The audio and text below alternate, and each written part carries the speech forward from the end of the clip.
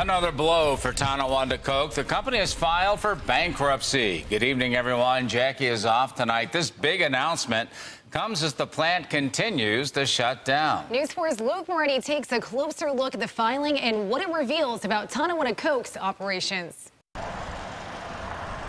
Tonawanda Coke cites more than $2 million in debts in its bankruptcy filing and states it has property that poses a threat of imminent hazard to public health and safety. According to the filing obtained by News 4, the company listed estimated assets at between $10 and $50 million and liabilities in the same range. News 4 reported last week that the company is shutting down operations, leaving dozens of employees out of a job.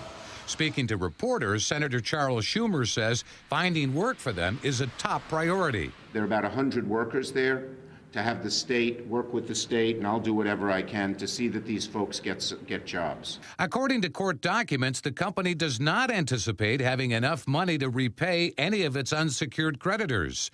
There are also questions about the company making a final $2 million community service payment that funds health studies, and whether it will be held responsible for the environmental cleanup of its property off of River Road in the town of Tonawanda. I will do everything I can to make sure that someone doesn't walk away with a lot of money before the people who the victims are paid.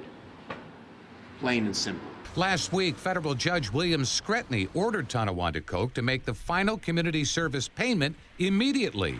Here's what a company lawyer told us on Friday. We still continue to make efforts to try to obtain the monies to make it, but as of right now, I have to go back and talk with my client. Just days later, the company filed for bankruptcy. Now, members of the Clean Air Coalition are calling for the company's CEO and trustees to be held accountable for the environmental cleanup of the site and employee pensions. Luke Moretti, News 4.